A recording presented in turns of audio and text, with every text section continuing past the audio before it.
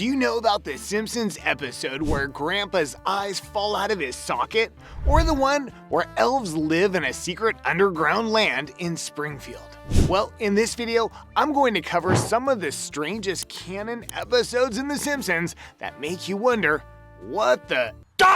In this episode, the Simpsons family saves a horse named Duncan from an abusive owner and brings him home as a pet. But when the expenses of caring for Duncan become too high, Homer and Bart decide to train him to be a racehorse. After Duncan starts winning races, they find themselves in trouble when a group of jockeys threatens Homer. What makes this episode so strange is the fact that all the jocks are actually crazy, arrogant, magical, elf-like creatures who live in a secret underground land. Welcome to the secret land of the jockeys. I remember watching this episode for the first time and thinking the elf reveal was so out of the box. I thought I was crazy. The whole thing really makes you wonder how many more Springfield citizens are disguising as elves. If elves exist, what else exists in the shadows of Springfield that we are yet to see? It gets even stranger when you also count the time the elves threatened to eat Homer's brain. And what if I refuse to lose? We'll eat your brain. This episode doesn't seem to get mentioned too often, and when it does, it's actually because of how weird the whole elves thing was. But an even stranger episode is Springfield Files. After Homer encounters an alien in the woods, FBI agents Mulder and Scully arrive in Springfield to investigate. Since no one believes Homer, he teams up with Bart to prove the aliens exist. They manage to capture footage of the mysterious creature, but it turns out to be a drugged-up Mr. Burns who has wandered off following numerous medical treatments. What makes this episode stranger than your regular dangular Simpsons episode is how the entire episode adopts a different tone and atmosphere, largely influenced by the aesthetic of the X-Files, including muted colors, moody music, and on-screen location captions. In addition to the crossover with Mulder and Scully, we even see cameos from iconic characters like Marvin the Martian, Gort, Alf, and Chewbacca during a lineup scene. Mr. Simpson, look at this lineup and tell us if any of these are the aliens you saw. Yo! No, I'm sorry.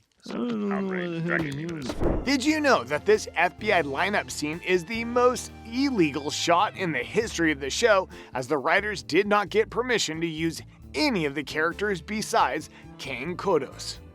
This bizarre blend of elements makes the episode particularly strange. Set in the whimsical fantasy land of Springfield, the Simpsons follows the Simpsons family as they embark on a quest to find a cure for Marge's mother, who's gradually turning into an ice walker.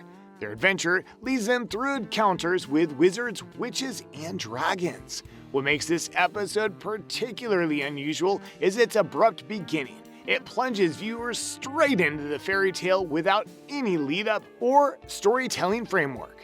Unlike other episodes that typically start with a character reflecting on a tale or consulting a fortune teller, this one drops us directly into the fantasy world.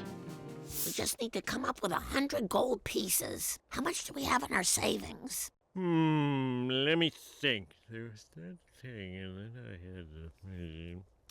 I appreciate whenever this show ventures into new territory, as it's easy for shows to fall into repetitive patterns. This episode also features talking lions, a gelatinous cube, and even magical creatures.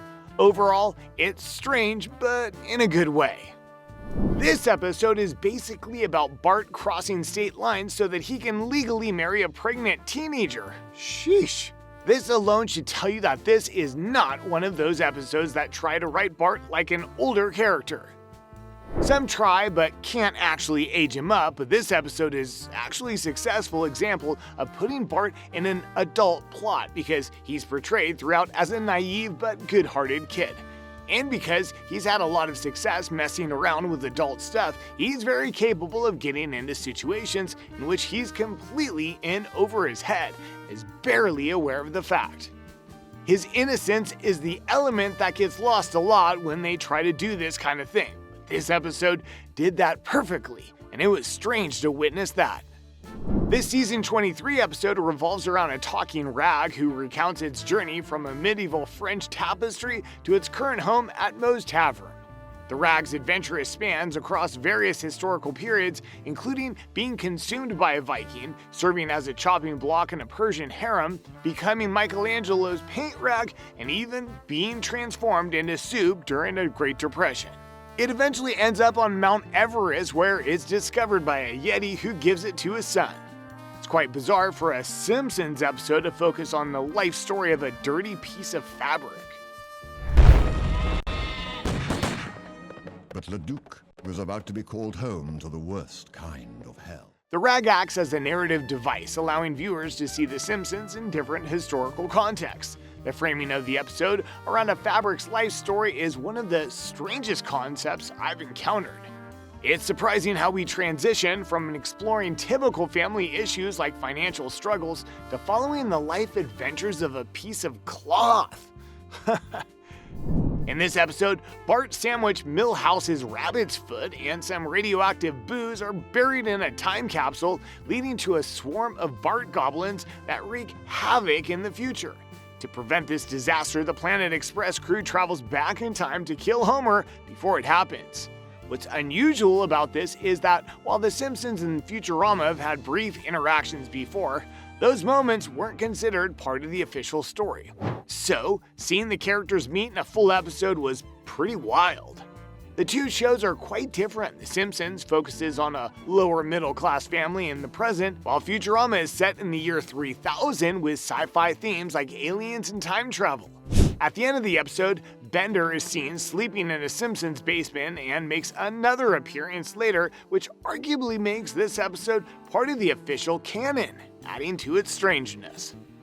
Another quirky aspect is that The Simpsons is a show within Futurama, and vice versa, yet the episode doesn't address this. It bugs the hell out of me that Simpsonorama is canon, like, that happened. Bender is in their basement.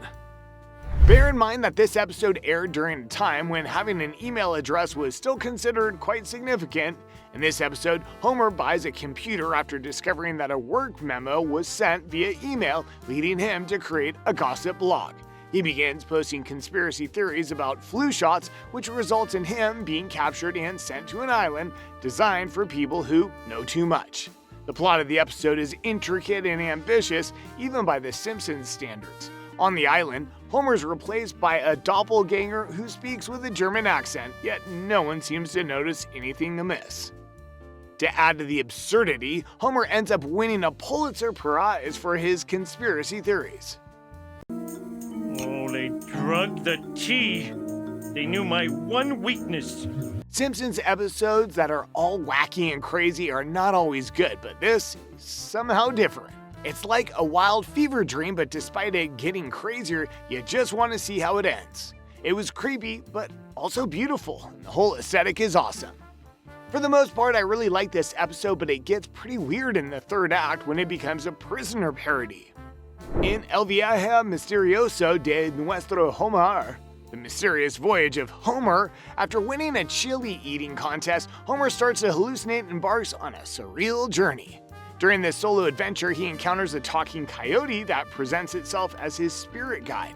This whimsical character prompts Homer to reflect on his marriage to Marge and suggests he seek out his true soulmate. This episode is filled with bizarre and surreal elements that might leave fans questioning if they're watching the same show.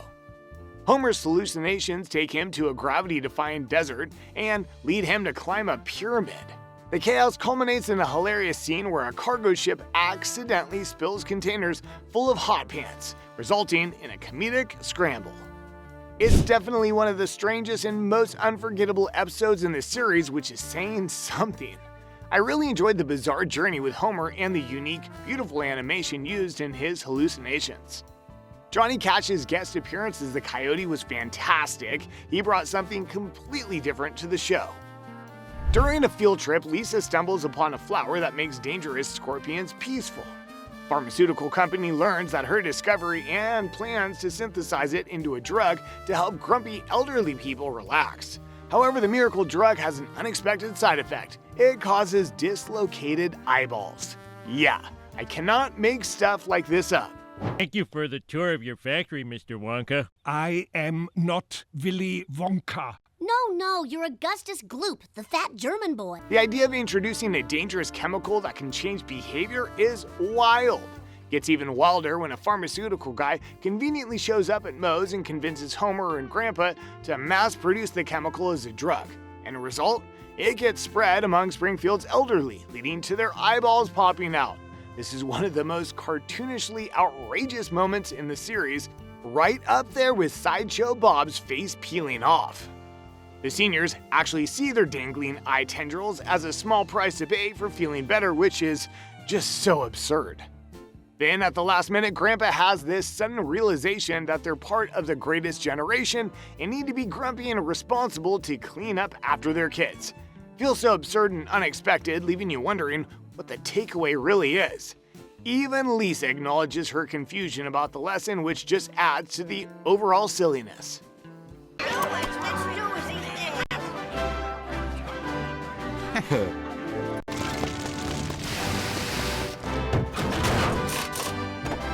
I honestly thought I was dreaming when I saw the eyeballs popping out. Just like I was dreaming that you subscribed to my channel. Let me know down in the comments which strangest Simpsons episode I left out on this list.